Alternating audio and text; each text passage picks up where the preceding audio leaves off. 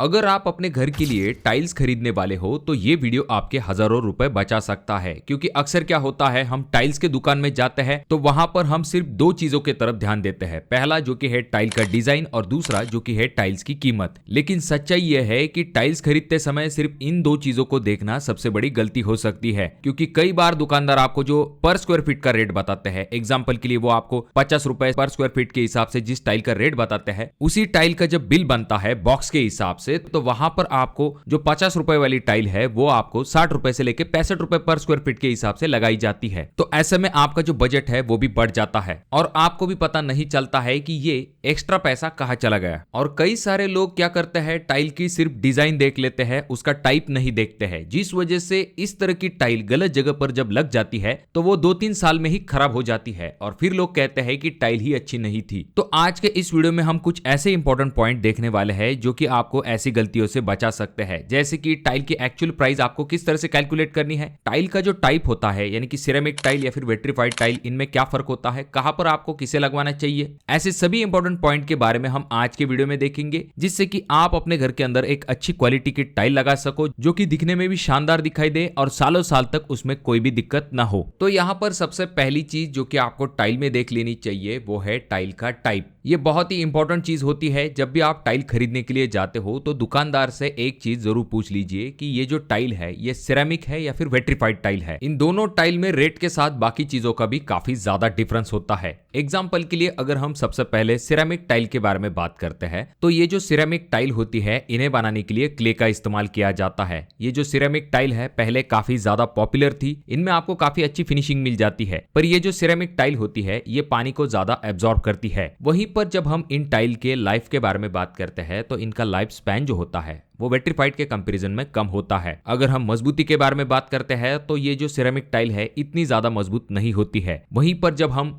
Vitrified tile के बारे में बात करते हैं तो विट्रीफाइड टाइल को बनाने के लिए सिलिका और क्ले को मिक्स करके इन्हें बनाया जाता है। ये काफी ड्यूरेबल होती है, काफी मजबूत होती है और ये पानी को भी बहुत ही कम एब्जॉर्ब करती है, यानी कि 0.5% से लेके 1% से भी कम प्रमाण में ये पानी को एब्जॉर्ब करती है। इसके ऊपर आपको स्क्रैच भी जल्दी दिखाई नहीं देंगे। अगर हम बात करते हैं सिरेमिक टाइल के कंपैरिजन में विट्रीफाइड टाइल जो होती है वो ज्यादा मजबूत होती है, इनकी लाइफ ज्यादा होती है, तो इसीलिए आपके घर के फ्लोरिंग के लिए आपको विट्रीफाइड टाइल के ऑप्शन की तरफ जाना चाहिए। ये टाइल्स आपके लिए सबसे बेहतर होंगी। भले ही शुरुआती वक्त में आपको सिरेमिक के कंपैरिजन में विट्रीफाइड टाइल को लेने के लिए थोड़े से ज्यादा पैसे देने पड़ेंगे, पर लॉन्ग रन में ये आपका एक्स्ट्रा पैसा जो है वो डेफिनेटली वसूल हो जाएगा। कभी कभी आपको विट्रीफाइड और सिरेमिक में सेम डिजाइन मिल जाती है, इसी वजह से लोग धोखा खा जाते हैं। उन्हें लगता है कि किसी एक दुकान में सेम डिजाइन टाइल का जो प्राइस है वो कम है और दूसरे दुकान में ज्यादा है, तो वहां पर आपको टाइल का जो टाइप है उसके बारे में जरूर देख लेना चाहिए। ये चीज आप दुकानदार से पूछ सकते हो और जो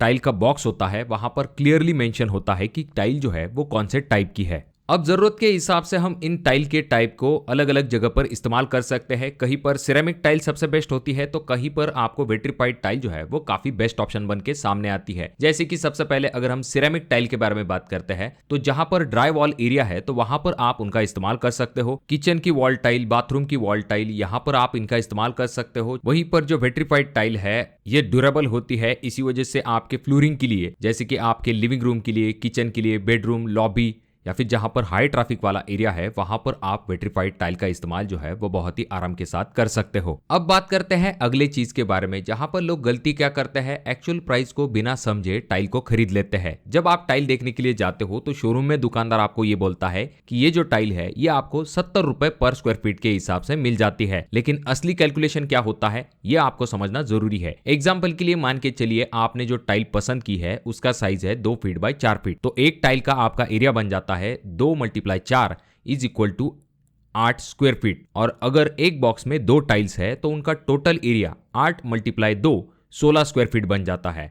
और अगर आपने जो टाइल सिलेक्ट की है वो 70 रुपए पर स्क्वायर फीट वाली है तो पूरे बॉक्स का प्राइस कितना होना चाहिए, तो वो होना चाहिए 1120 रुपए। पर जब आप एक्चुअल में बिल के ऊपर बॉक्स का प्राइस देखते हो तो वहां पर आपको दिखाई देता है कि बॉक्स का जो प्राइस है वो 1300 रुपए या फिर 1400 रुपए के हिसाब से लगाया गया है। तो उस हिसाब से अगर हम देखते हैं तो आपका टाइल का जो प्राइस है वो तो 70 रुपए से ऊपर चला गया है, पर दुकानदार ने तो आपको 70 रुपए बोला था।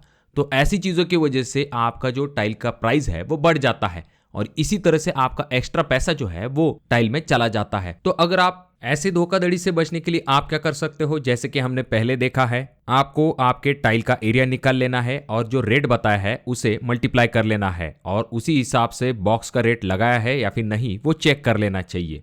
अगला पॉइंट आ जाता है जो कि है branded tile versus local tile. अब हम क्या करते हैं, टाइल का प्राइस देख लेते हैं। जैसे कि मान के चलिए 70 रुपए पर स्क्वायर फीट वाली टाइल है। अब उसी तरह की डिजाइन वाली टाइल जो है वो आपको लोकल में भी मिल जाती है, पर उसका प्राइस जो है वो काफी कम होता है। ऐसे में बहुत सारे लोग ये सोचते हैं कि सेम ही तो डिजाइन है, फिर क्यों ना हम लोकल टाइल की तरफ जाए।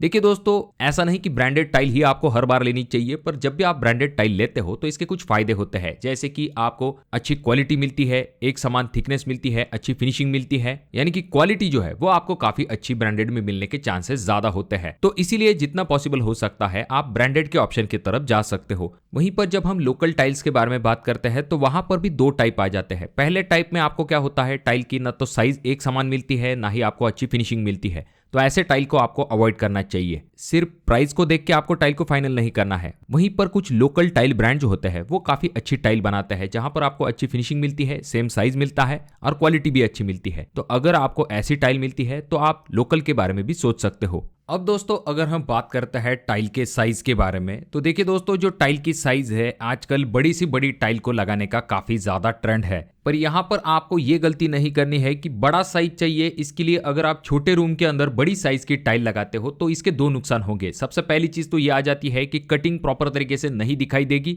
उसके बाद में टाइल का जो वेस्टेज है वो भी काफी ज्यादा हो जाएगा। तो इसके लिए आप क्या कर सकते हो, जो 2x4 साइज की टाइल आती है आप उसका इस्तेमाल कर सकते हो। ये मीडियम साइज वाली भी है, दिखने में भी अच्छी दिखाई देगी और कम टाइल जॉइंट भी दिखाई देंगे। अब यहाँ पर अगर हम टाइल पैटर्न के बारे में बात करते हैं तो आपकी जो टाइल्स है उनके पैटर्न मैच करने के लिए वहां पर सीक्वेंस लिखी हुई होती है, यानी कि ABCD इस टाइप का जो पैटर्न सीक्वेंस होता है, आप उस हिसाब से अगर टाइल लगाते हो तो डिजाइन प्रॉपर तरीके से मैच हो जाती है। और आजकल कुछ इस तरह की टाइल्स भी आने लगी है जिनमें कि एक टाइल से दूसरे टाइल की तरफ डिजाइन कंटिन्यू होता है, जिस वजह से ज्वाइंट जल्दी दिखाई नहीं देता है। अगर प्रॉपर तरीके से आप टाइल को लगाते हो ऐसे समय में, तो आपको पैटर्न की तरफ भी खास करके ध्यान देना चाहिए। रही बात टाइल के डिजाइन को सिलेक्ट करने की, तो वहां पर हम क्या गलती करते हैं, बहुत ही ज्यादा डेंस हेवी टाइप की जो डिजाइन है उसे सिलेक्ट कर लेते हैं। तो आपको ऐसी गलती नहीं करनी है, क्योंकि इस तरह की टाइल भले आपको शुरुआती वक्त में थोड़ी सी ट्रेंडिंग दिखाई देगी, पर कुछ महीने बाद ये आउट ऑफ ट्रेंड हो जाएगी। तो इसके लिए आपको लाइट पैटर्न्स जो होंगे,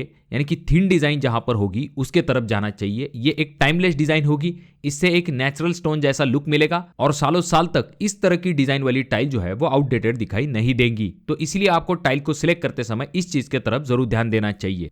और जो आपके टाइल के कारीगर होंगे उनसे आपको टाइल लगाने का जो रेट है वो पहले से ही डिसाइड कर लेना चाहिए, क्योंकि बहुत बार ऐसा होता है कि वो आपको जो रेट बताते हैं और एक्चुअल जब साइट पे आते हैं तो वो कहते हैं कि आपने काफी बड़ी टाइल्स ले ली है, इसे इंस्टॉल करने के लिए हमें थोड़ा सा ज्यादा पैसा लगेगा। तो रेट के मामले में यहाँ पर दिक्कत हो जाती है और वापस से दूसरा ठेकेदार ढूंढने में आपको काफी ज्यादा समय लगता है, क्योंकि वो भी दूसरे साइट पे बिजी होते हैं। तो इस वजह से आपका टाइल वर्क जो है वो काफी डिले हो सकता है। तो इसीलिए आपको रेट और टाइल साइज के बारे में आपके टाइल के कॉन्ट्रैक्टर के साथ एक बार डिस्कस जरूर कर लेना चाहिए। और कुछ जगह पर ऐसे भी स्कैम होते हैं कि जो टाइल ठेकेदार आप चुनते हो वो आपको कुछ दुकानों के नाम बताते हैं। वो कहते हैं कि वहां पर आपको अच्छे रेट में अच्छी क्वालिटी की टाइल्स मिल जाएंगी। तो कुछ जगह पर ठेकेदार और टाइल दुकानदार की सेटिंग होती है, वहां पर वो दुकानदार जो है वो ठेकेदार को थोड़ा सा कमीशन देते हैं, जिस वजह से आपको कभी कभी खराब क्वालिटी की टाइल मिलती है। और ये जो ठेकेदार का कमीशन होता है ये जाता कहां से है, वो आपके ही जेब से इनडायरेक्टली ठेकेदार की तरफ जाता है। तो आपको क्या करना चाहिए, अच्छे दुकान से ही टाइल को परचेस कर लेना चाहिए। हर बार ये जरूरी नहीं कि आप अपने ठेकेदार को उस दुकान में लेके जाओ जहां से आपको टाइल लेनी है। उसके बाद जब बारी आती है टाइल को इंस्टॉल करने की, तो आपको काम जो है वो आपके लिविंग रूम से या फिर फ्रंट पोर्शन से स्टार्ट नहीं करना है, बल्कि आपको अंदरूनी रूम से आपके टाइलिंग वर्क को स्टार्ट करना है। इसके दो फायदे होते हैं। सबसे पहली चीज, अगर आपने पहले लॉबी में या फिर अपने लिविंग रूम में टाइल लगा दी तो उसी के ऊपर से आपके लेबर आते जाते रहेंगे, जिस वजह से टाइल के ऊपर काफी ज्यादा स्क्रैच गिरने के चांसेस बढ़ जाते हैं। और जब आप अंदर से टाइल लगाना स्टार्ट करते हो तो टाइल के ऊपर से आना जाना कम होता है और आपको फिटिंग भी प्रॉपर तरीके से पता चलती है, जिससे कि लिविंग रूम में या फिर बाकी रूम में